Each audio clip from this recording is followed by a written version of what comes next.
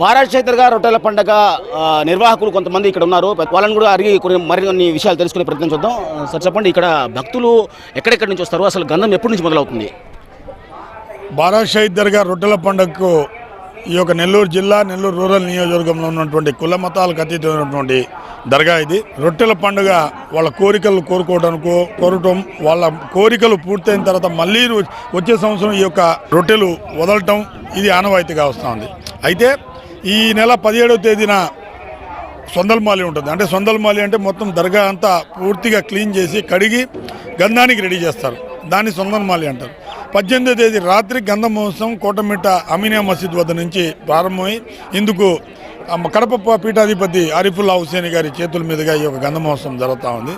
19వ తేదీ రొట్టెల పండుగ, 20 తహలీల్ ఫాతిహా, 21న ముగింపు కార్యక్రమం జరుగుతుంది. అయితే ఈ సంవత్సరం అత్యంత ప్రతిష్టాత్మకంగా తీసుకున్నటువంటి నిర్ణయం ఏంటంటే ఎక్కడ కూడా భక్తులకు అసౌకర్యం కలగకుండా, వివాదాలకు తావు లేకుండా అటు కమిటీ సభ్యులు, అధికారులు, పోలీసు వ్యవస్థ మమేకమై ఈ యొక్క పండగ వాతావరణాన్ని వచ్చేటువంటి భక్తులకు ఎటువంటి ఇబ్బంది లేకుండా చేయాలనే ఒక ఆలోచనతో ఈరోజు ఇక్కడ స్థానికంగా ఉన్నటువంటి నాయకులు, ప్రభుత్వం ఒక పెద్దపీట వేసి ప్రతిష్టాత్మకంగా తీసుకున్నటువంటి పరిస్థితి.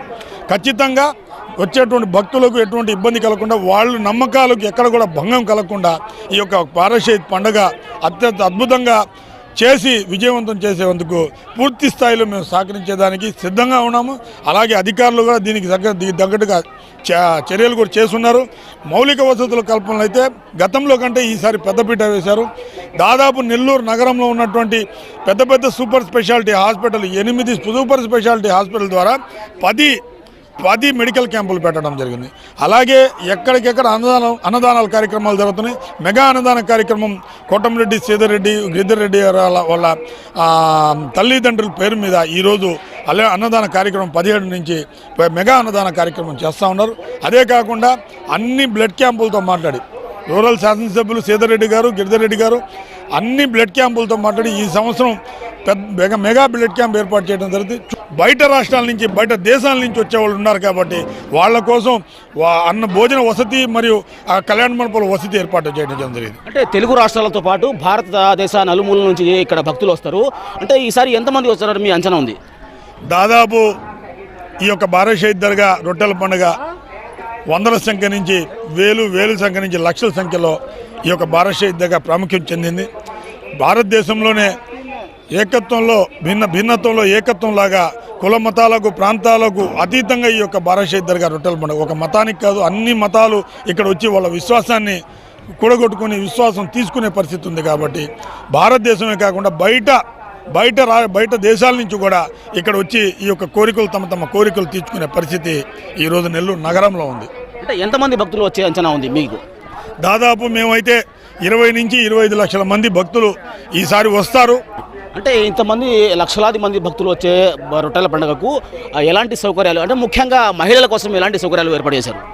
మహిళల కోసం అంటే ఆల్రెడీ దర్గాలో ఒక ముసాఫిర్ ఖానా ఉంది. సాధ్యమైనంత వరకు ఆ ముసాఫిర్ ఖానా ఎక్కువ మంది పట్టరు, 400 నుంచి 500 మంది ఉంటారు. వృద్ధులకు, మహిళలకు పెద్దపీట వేస్తున్నాం. అక్కడ వాళ్ళకి తప్ప వేరే వాళ్ళకి అవకాశం కల్పించడం లేదు.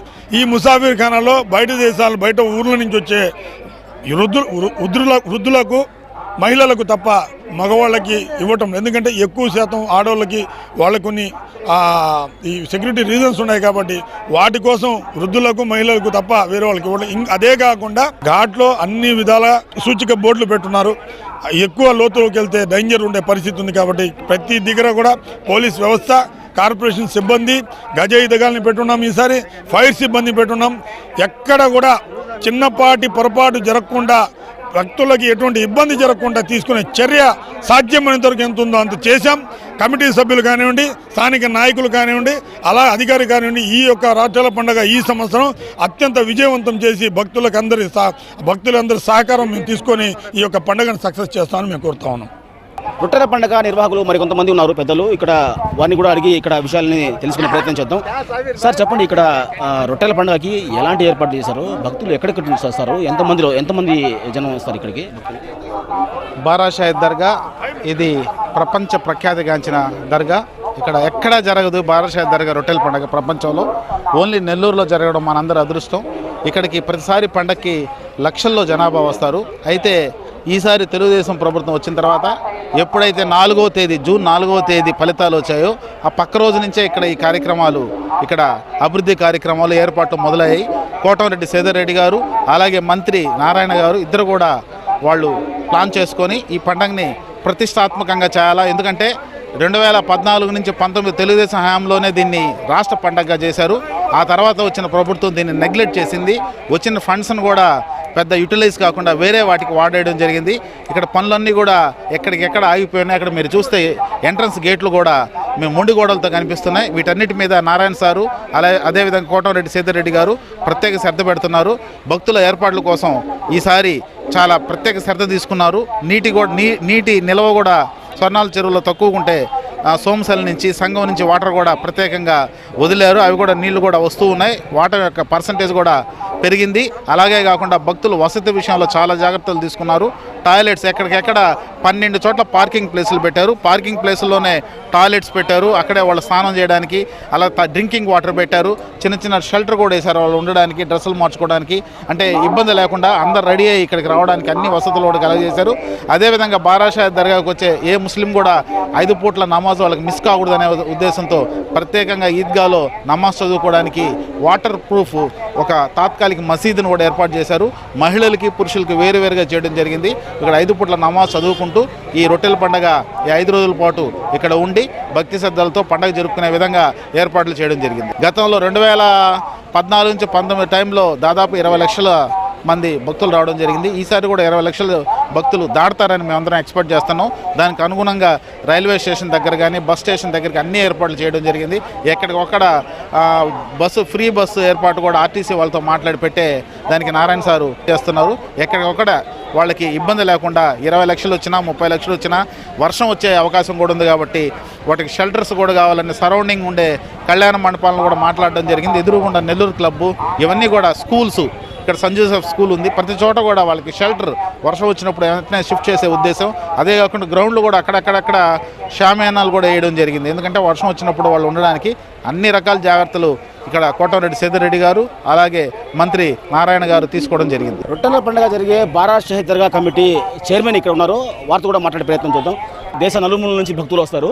వారి కోసం ఎలాంటి ఏర్పాట్లు చేశారు? ముఖ్యంగా మహిళల కోసం ఎలాంటి ఏర్పాట్లు చేశారు? మహిళలకి ఇక్కడ మనం నమాజ్ చదువుకోవడానికి ఏర్పాటు చేశాము. వాళ్ళు ఉండటానికి కూడా టెంట్ ఏర్పాటు చేసినాము. మళ్ళీ అవి చాలకపోతే మన ఫంక్షన్ హాల్ కూడా కళ్యాణ మండపం కూడా ఏర్పాటు చేస్తున్నాము. వాళ్ళకు స్నానాలు చేయడానికి షవర్స్ బిగించున్నాము, ఇది చేస్తున్నాము. అంటే ముఖ్యంగా బారాషాహిద్ దర్గా రొట్టెల పండుగ కమిటీ చైర్మన్ కమిటీ తరపున మీరు ఎలాంటి చర్యలు తీసుకుంటున్నారు? మా కమిటీ అంతా మొత్తం పర్యవేక్షణ చేసి అందరూ చేసి ఎక్కడెక్కడ ఏ లోపాలు ఉన్నాయో చేసి అందరితో మనం శానిటేషన్లతో కానీ ఇంజనీర్ సెక్షన్ వాళ్ళందరినీ కలిపి అందరూ తిరిగి ఏమన్నా ప్రాబ్లం ఉంటే అవన్నీ మేము మా కమిటీ ద్వారా చూసి ఇన్స్పెక్షన్ చేస్తూ ఉంది. అన్ని విధాలు ఎలాంటి ఇబ్బందులు వచ్చిన వాళ్ళకి ఎలాంటి ఇబ్బంది లేకుండా చేయడానికి మేము సిద్ధంగా ఉన్నాం. అంటే ఇప్పుడు వర్షాలు కురిసే అవకాశాలు ఉన్నాయి. వర్షం అంటే లక్షలాది మంది భక్తులు వస్తారు. వర్షం పడితే మీరు ఎలాంటి చర్యలు తీసుకోబోతున్నారు? వర్షాలు పడితేనే మనం ఫంక్షన్ హాల్ బుక్ చేసినాం వాళ్ళ కోసం. ఇక్కడ తడవకుండా కొన్ని వేసినాం. అవి చాలకపోతే టెంట్లు వేస్తున్నాం. అక్కడక్కడ వాటర్ ప్రూఫ్ ఉంది, పైన ఏం ఉరవదు. ఇది అవి చాలకపోతే మేము కళ్యాణ మండపాలు బుక్ చేసినాం. వాళ్ళకి అనుకూలంగా బయటకు వచ్చే వాళ్ళందరికీ వాళ్ళకి ఎలాంటి ఇబ్బంది కలగకుండా చేయడానికి మా ఎమ్మెల్యే గారు, మా గిరిధర్ రెడ్డి గారు ఇద్దరు ఆదేశాల మేరకు మేము ఇక్కడ అన్ని విధాల ఎక్కడ ఎలాంటి ఇబ్బంది లేకుండా మేము చర్య చేసుకుంటాం.